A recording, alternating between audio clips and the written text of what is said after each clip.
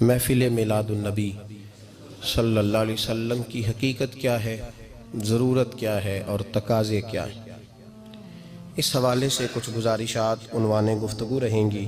دعا ہے اللہ تبارک و تعالی اپنی ناراضگی والے جملے سے محفوظ فرمائے، اپنی رضا والی بات کرنے کی توفیق عطا فرمائے۔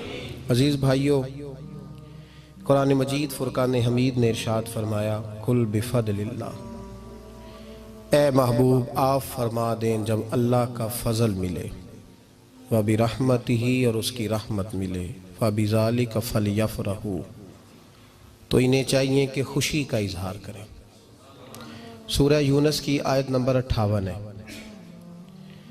جب اللہ کا فضل اور اس کی رحمت ملے تو خوشی کا اظہار کرو، خوشی کا۔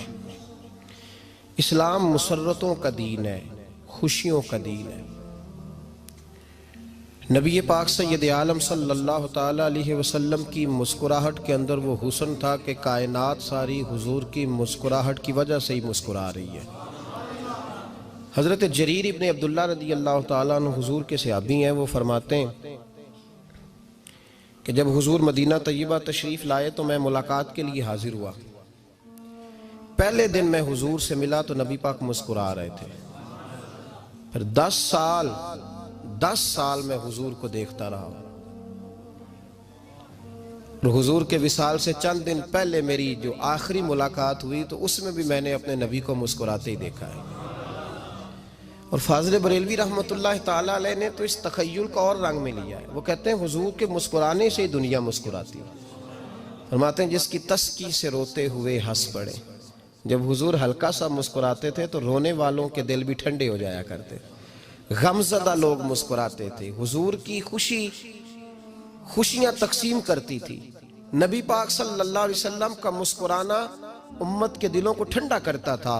فرمایا جس کی تسکی سے روتے ہوئے ہنس پڑیں اس تبسم کی عادت پہ لاکھوں سلام۔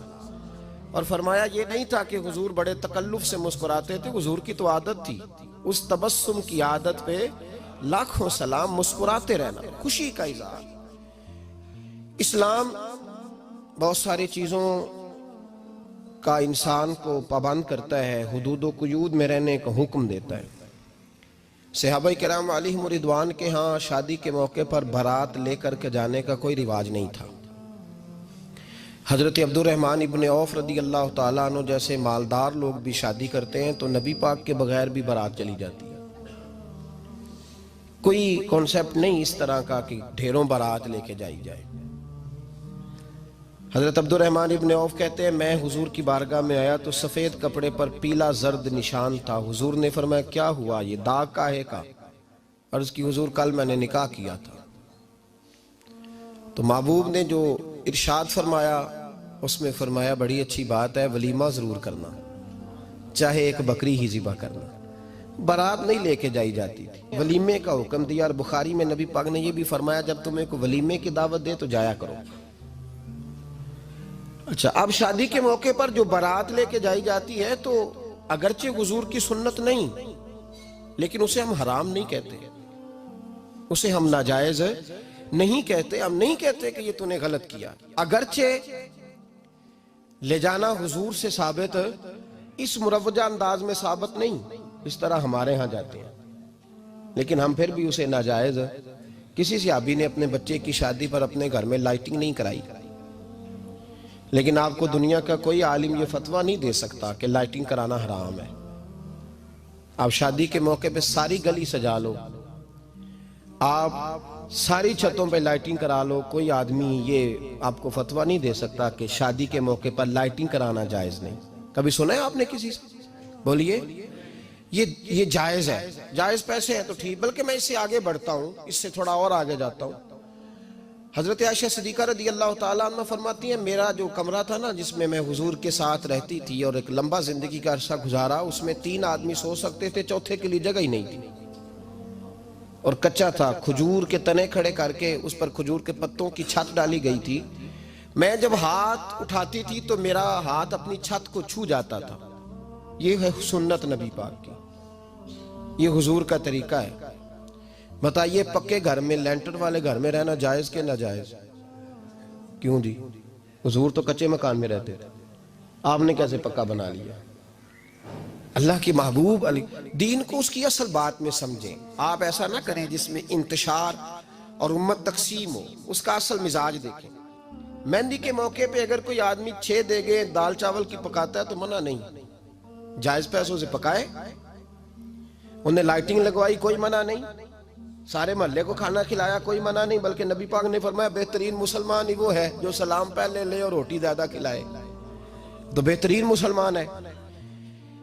ناجائز کیا ہے؟ ناجائز ہے شادی کے موقع پر بینڈ باجا بجانا، اس میں رقص کرنا، اس میں بھنگڑے ڈالنا، عورتوں مردوں کا اختلاط ہونا، عورتوں کی مووی بنانا، یہ چیزیں ناجائز ہیں. تو جو ناجائز ہے اس پہ پابندی لگائی جائے گی. جو جائز ہے اس کے بارے میں یہ کہا جائے گا کہ بھائی احتیاط کی جائے، سنت کی طرف دیکھا جائے تو بہتر یہی ہے.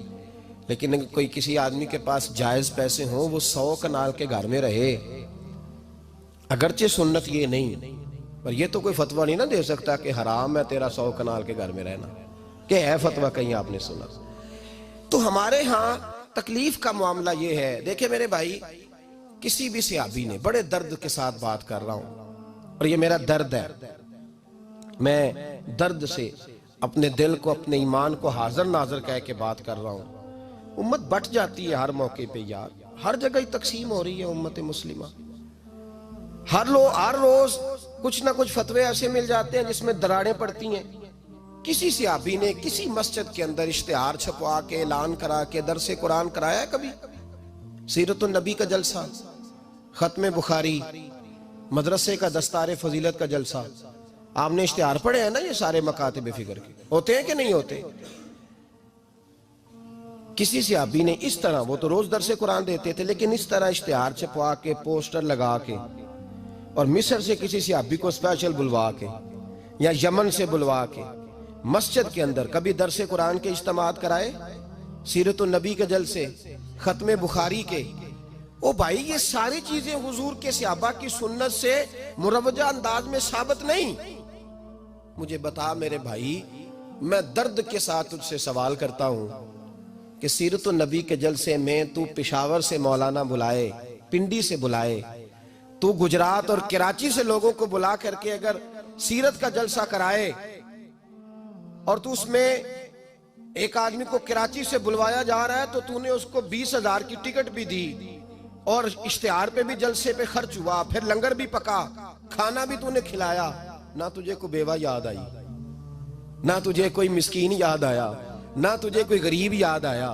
حالانکہ کہنا چاہیے تھا نا یہ جو ₹1,00,000 لگ رہا ہے کسی بیوہ کی خدمت کر دینی چاہیے، یتیم کو دے دینا چاہیے. درد کے ساتھ بات کر. سوال میرا یہ ہے کہ وہی کام جو سیرت کے جلسے میں ہوتے ہیں، پہلے تلاوت ہوتی ہے، پھر نعت ہوتی ہے، پھر کسی عالم کا بیان ہوتا ہے، وہی کام صرف نام بدل کے کیا جائے، عید میلاد النبی نام رکھا جائے صلی اللہ علیہ وسلم. یہ میں آپ کے ذہنوں پہ دستک دے رہا ہوں، تقریر نہیں کر رہا، صرف دستک دے رہا. او بھائی دیکھو، ایک آدمی وہی کام نام بدل کے کرے تو جائز ہے، اور اگر اس میں نبی پاک کے میلاد کا نام رکھ لیا جائے یا نعت کا نام رکھ لیا جائے تو پھر مجھے اجازت دے میں تجھ سے سوال کروں کہ صرف تجھے حضور کی تعریف پوری لگتی ہے؟ پھر مجھے اجازت دے کہ میں تجھ سے پوچھوں کہ صرف تجھے نعت اچھی نہیں لگتی؟ پھر مجھے اجازت دے کہ میں تجھ سے پوچھوں کہ تجھے صرف رسول اللہ کے قصیدے اچھے نہیں لگتے؟ دے مجھے اجازت کہ میں تجھ سے سوال کروں کہ جہاں ذکر رسول کی بات آئے وہاں تو پریشان کیوں ہوتا ہے؟ تجھے پتہ ہی نہیں یہ تو وہ ذکر ہے کہ رب فرماتا ہے تم بیان کرو نہ کرو وَرَفَعْنَا لَكَ ذِكْرَكَ، محبوب میں نے خود تیرے چرچے ساری دنیا میں بلند فرما دیے. اور نبی پاک نے پوچھا حضرت جبریل سے کہ چل جبریل تو بتا میری امت کو پتہ چلے رب نے میرا ذکر کیسے بلند کیا ہے. تو جناب جبریل کہنے لگے محبوبہ رب فرماتا ہے میرے نبی سے کہہ دے جہاں جہاں تیرے رب کا ذکر ہوگا وہاں وہاں تیرا بھی ذکر ہوتا رہے گا. یہ تو محتاج ہی نہیں کسی کا. اتنی جلدی لوگ بپھرتے ہیں. اللہ فرماتا ہے قل بفضل اللہ وبرحمتہ فبذلک فلیفرحوا. محبوب ان سے کہہ دو جب اللہ کا فضل ملے، جب اللہ کی رحمت ملے تو خوشی مناؤ. تیرا نہیں مجھے پتا، مجھے تیرا نہیں پتا، لیکن مجھ سے اگر تو پوچھے تو کائنات میں رب کا سب سے بڑا فضل بھی محمد مصطفیٰ ہی ہے، اور سب سے بڑی رحمت بھی محمد مصطفیٰ ہی ہے. وہ دو عالم کی رحمت تھے، وہ جہاں چاہتے وہیں رہتے، یہ تو ان کی مہربانی ہے کہ یہ عالم پسند آیا۔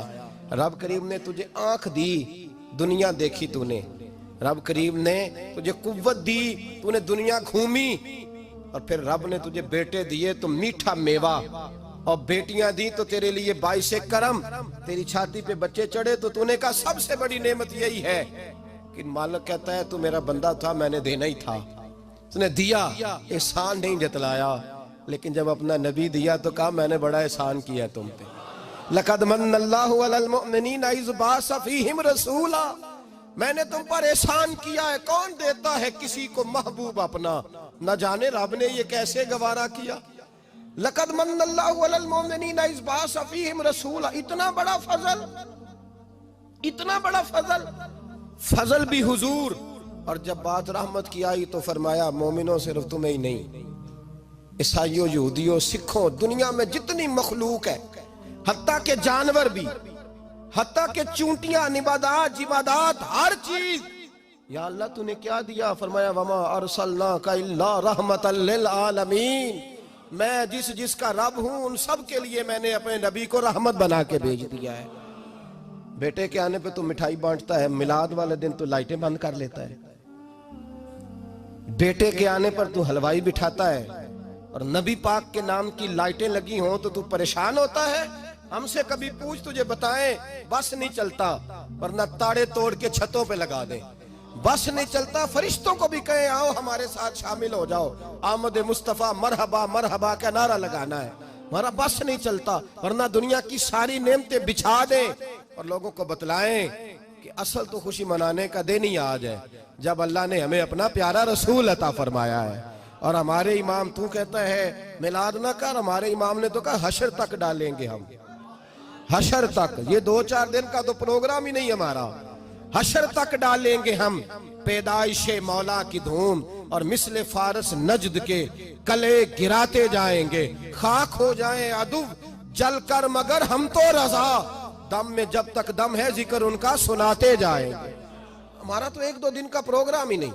اور پھر سنو کتنی بڑی نعمت ہے۔ حضرت عباس سے کسی نے کہا تھا اللہ کی سب سے بڑی نعمت، تو بخاری اٹھانا، فرمانے لگے محمد نعمت اللہ، بخاری ہے بخاری، فرمایا محمد اللہ کی سب سے بڑی نعمت ہے، صلی اللہ، یہ سب